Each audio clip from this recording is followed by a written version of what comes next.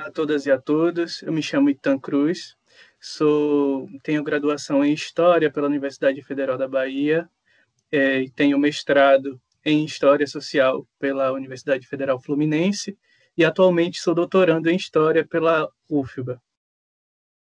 Eu venho trazer uma contribuição para a coluna Nossas Histórias, que é uma parceria feita entre a Rede de Historiadoras e Historiadores Negros, o CUTN, o Acervo CUTN e o Guelé 10. O nome da minha contribuição, o nome da minha coluna, tem o título de A Baronesa Morena da Abolição, Amanda Paranaguá Doria, a mãe dos analfabetos. Eu parto inicialmente de uma visita feita por um jornalista, Mozart Monteiro, à Baronesa de Loreto, que morava na Rua Voluntários da Pátria, em Botafogo, Rio de Janeiro, então capital federal, em 1925. Na altura dos seus 80 anos, a Baronesa de Loreto era largamente conhecida pela sua proximidade com os ex-imperantes do Brasil. E por esse motivo era muito procurada por curiosos, para saberem mais sobre o Império, sobre a história do Império. A Baronesa de Loreto, que se chamava Maria Amanda Lustosa da Cunha Paranaguá, nasceu em Salvador, então província da Bahia, em 12 de julho de 1849. Mudou-se para a corte em 1854 com toda a sua família, por ocasião do seu avô materno, o Barão de Montserrat, ser nomeado presidente do Supremo Tribunal de Justiça. Então, além disso, por ser politicamente bem articulado, o Barão de Montserrat foi nomeado também vereador da Casa Imperial, vereador da Imperatriz, que era um cargo que cuidava dos negócios da Imperatriz, de servir a Imperatriz. Era um cargo que compunha os quadros da Casa Imperial, que eram objetos de cobiça das famílias mais importantes do Império. Nesta ocasião, a Amanda, chamada pelos íntimos de Amandinha, passou a frequentar o Paço Imperial. Numa dessas visitas à família imperial, em Petrópolis, em 1862, ao brincar de jardinagem com a princesa Isabel e Leopoldina, a Amanda teve o seu olho direito furado num acidente. E esse acidente facilitou com que a Amanda se aproximasse ainda mais dos imperantes. O imperador mandou fazer um olho de vidro para substituir o olho original dela. E as famílias se aproximaram ainda mais. Por viver muito próxima, incluída, digamos assim, no núcleo político do Império, Amanda desenvolveu um repertório de introdução, de interferência, se a gente pode dizer assim, em pautas políticas do Império. A Amanda se casa em 1868, em plena Guerra do Paraguai, onde havia muita disputa política entre conservadores e liberais. E ela se casa com o Franklin Américo de Menezes Doria, que era um bacharel em Direito, que já havia ocupado presidência de província à época, e que era apontado como homem de cor, inclusive com cabelos crespos, e isso foi largamente difundido pela imprensa da corte como causa de chacota e como mecanismo de combate político. A Amanda, ela era ela própria apontada como uma mulher morena, e a gente tem que ter um pouco de sensibilidade para compreender o que é que significava ser morena quando a gente considera que Amanda era uma mulher da elite e que a cor negra, vista como estigma por se tratar de uma característica presente nas camadas mais subalternas da sociedade imperial e da República, por compor um contingente de população de ascendência africana, essa classificação racial de morena, ela faz parte desse jogo de considerações entre uma mulher que é da elite e uma cor que se remete às classes mais baixas da sociedade. Então, talvez a Amanda pudesse ser classificada como negra em outras ocasiões, como o marido dela era apontado como um homem de cor pelos seus adversários políticos.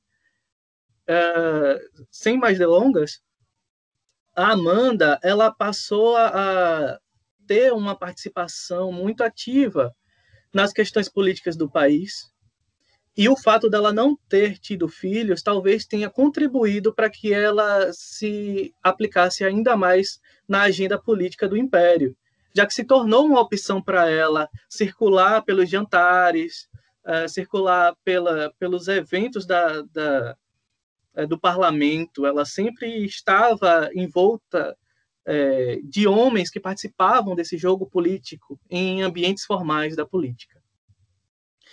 Então, ela provavelmente, quando ela teve o acidente do olho, ela já contasse com a proteção de Luísa de Barral, que era a Condessa de Barral, que era outra baiana, que era filha de Domingos Bote de Barros, que era um senhor de engenho do recôncavo da Bahia, que recebeu o título de Visconde da Pedra Branca, mas que seus adversários chamavam de Visconde da Pedra Parda, em referência à sua cor. E Luísa de Barral, ela foi criada na França, na corte de Luís Felipe. Era uma mulher muito instruída. E se tornou madrinha de Crisma, de Amanda. E elas duas trocavam cartas com certa frequência, enquanto a Luísa estava na França e a Amanda aqui no Brasil. A Luísa foi, inclusive, preceptora das princesas Leopoldina e Isabel. E acontece que numa dessas cartas que eu tive acesso, e aí eu vou chegar mais adiante sobre como eu tive acesso a essas fontes, a Condessa de Barral fica muito brava porque o Franklin não consegue se eleger deputado pela província do Piauí, que é a província de origem do pai da Amanda, que é o João Lustosa da Cunha Paranaguá, que era um homem retintamente negro. E a Condessa fica muito brava com isso, e aí fala para Amanda que tem que se punir manobras eleitorais como essa que impediram a eleição do Franklin Doria, mas ela não disse exatamente quais mecanismos foram esses que impediram a eleição dele, e diz que é preciso se criar uma lei que se puna com dinheiro essas manobras, e que esse dinheiro fosse revertido para a liberdade de pessoas escravizadas. E aí a Condessa fala o seguinte: você que tem cara de se interessar pela política do Império, talvez sugerindo isso, talvez você encontre apoio. Então, por essa passagem, ela dá duas afirmativas. Primeiro, de que a Amanda demonstrava o gosto por se introduzir na agenda política do Império. Dominava os códigos patriarcais da sociedade oitocentista, de tal forma que sabia se inserir na agenda política do Império. E, de outra maneira, ela dizia também de que a Amanda ela poderia ser acatada, ou seja, de que esses homens que participavam da vida política do Império poderiam reconhecer em Amanda alguma autoridade, algum crédito, né? A Amanda poderia passar algum crédito sobre isso. Então, a Amanda, depois que ela se casa com Franklin Doria em 1868, eles passam a alforriar os seus escravizados, que eram em torno de 11, e chegam na década de 80 já sem escravizados algum. E aí ela e o Franklin empreendem uma campanha de alfabetização muito importante. Ela vai ser destacada como uma mulher que lutava em favor de instituições educacionais e de alfabetização e de instrução também. E vai ser conhecida na corte como a mãe dos analfabetos por angariar fundos que pudessem promover a educação, a alfabetização e a instrução de menores. E se a gente pensar que o Brasil era um país escravista e onde a cor apontava muitas vezes o local social das pessoas, se a gente imaginar de que o alvo dessas políticas educacionais eram crianças pobres, então a gente vai chegar à conclusão de que grande parte dessas crianças eram negras e possivelmente muitas ingênuas, que eram filhas de mulheres escravizadas, eram crianças livres de mulheres escravizadas. Então, ela passa, na década de 80, a empreender essa campanha educacional. E logo, e concomitantemente, ela passa a se envolver com a campanha abolicionista. A gente tem que lembrar de que existiam várias campanhas abolicionistas, com várias nuances, com várias propostas. E Amanda, ela se inseria no abolicionismo da elite, que era o estrato social da qual ela fazia parte. E ela recebia abolicionistas em casa, como, por exemplo, o André Rebouças e o Machado de Assis, que eram frequentadores assíduos do palacete dela, que ficava à Praia da Lapa, né, na região do Rio de Janeiro, na corte. Então, era uma mulher muito bem relacionada e sabia se portar de uma maneira que sua inserção nos assuntos políticos não despertassem mal-estar, não despertassem confrontos diretos. Então, ela vai passear de carro por Petrópolis para angariar fundos para a libertação de pessoas escravizadas com a princesa, mas ela também vai fazer flores de cera para oferecer para leilões com esta mesma finalidade. Ela vai participar dos festejos em comemoração à abolição da escravidão na província do Ceará, em 1983. E então ela se deixa, ela se entrega a essa campanha, e em 1886 ela é promovida, digamos assim, como dama de palácio, que é o que popularmente a gente chama como dama de companhia. É um cargo da Casa Imperial, ser dama de palácio, o que implicava em você receber vencimentos. Mas mais do que isso, era uma posição de muito prestígio, porque coroava uma áurea de intimidade que ela já tinha informalmente com os ex-imperantes. Isso era muito importante porque ela passava a ser formalmente representante da princesa em qualquer evento público. É tanto que, quando vai se apresentar a proposta de abolição da escravidão do Brasil na Câmara dos Deputados, ela está presente. E ela vai frequentar o parlamento ao longo das discussões da abolição da escravidão. E existe uma carta da Antônia, da Teresa Antônia, que ela era filha do Barão de Cotegipe, e ela vai dizer o seguinte, que na época, isso ela está se referindo ao tempo passado. Então, na época da votação da Lei Áurea, a Amanda teria chegado dizendo que, pedindo licença a todos, dizendo que ela vinha em nome da princesa. Ou seja, a Amanda, ela mobilizava um repertório político ao seu favor e mobilizava os seus contatos para alcançar justamente os seus objetivos. E é interessante perceber que toda essa mobilização da Amanda ao longo da campanha abolicionista vai render a ela o título de Baronesa de Loreto, que é um título que evoca o lugar de nascimento do Franklin Doria, que é a fazenda do Loreto, que fica na Ilha dos Frades, próxima a Salvador. E nessa ocasião é como se fosse uma premiação dela, da Amanda, pelo seu desempenho na campanha abolicionista. E mais do que isso, é como se fosse o sinal de uma promessa de outras conquistas vindouras. Porque a gente tem que ter em mente de que, para aquelas pessoas, a monarquia, apesar de estar cambaleante, elas não apostavam que teria um fim. Então, num possível terceiro reinado, até então, a Amanda ela poderia ascender ainda mais nas estruturas do Império.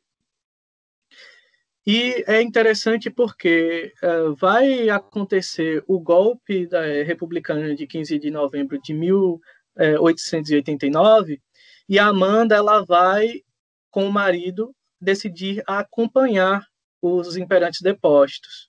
Então, ela vai para a Europa e acompanha o dia a dia dos ex-imperantes no exílio, volta em 1891, e ela fala, né, voltamos, eu e meu marido, porque não éramos ricos, ele precisava trabalhar.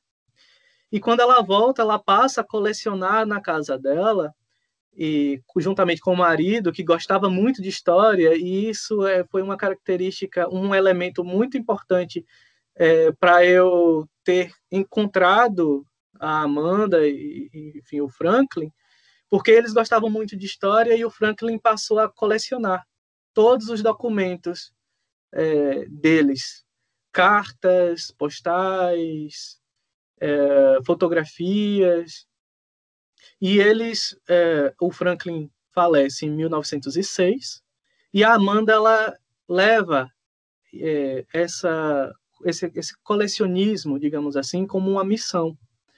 E as pessoas começam a frequentar a sua casa para saber mais sobre o Império, enfim. E ela doa parte do arquivo que ela coleciona depois da morte do marido, que vai virar a coleção Barão de Loreto para o Instituto Histórico e Geográfico Brasileiro, IHGB, que fica no Rio de Janeiro. E antes dela falecer, ela doou outra parte que foi nomeado como Coleção Baronesa de Loreto, que também está na mesma instituição. Então, além do mais, eu quase me esqueço, a Amanda ela esteve presente nos festejos da abolição. Ela está na fotografia, na famosa fotografia da missa campal, realizada em 17 de maio daquele ano de 1888. E é uma das abolicionistas que foram esquecidas pela história e que é muito importante de trazê-la juntamente com outras participações que foram apagadas, porque esse apagamento ele é um apagamento intencional, que inclusive tem como alvo pessoas de cor. E o 13 de maio é uma data nossa, é uma data também nossa. E eu agradeço a você ter se interessado por esse vídeo, agradeço à Rede de Historiadoras Negras e Historiadores Negros, ao GL10 e ao Acervo Cult, e ficamos por aqui. É isso aí. Tratei nesse vídeo da trajetória de Maria Amanda Lustosa da Cunha Paranaguá, baronesa de Loreto, que foi abolicionista e pautou questões políticas do seu tempo no Império do Brasil. A você que nos acompanhou até aqui, eu agradeço. Agradeço também à Rede de Historiadoras Negras e Historiadores Negros, ao Acervo Cult e ao Portal GL10. Muito obrigado.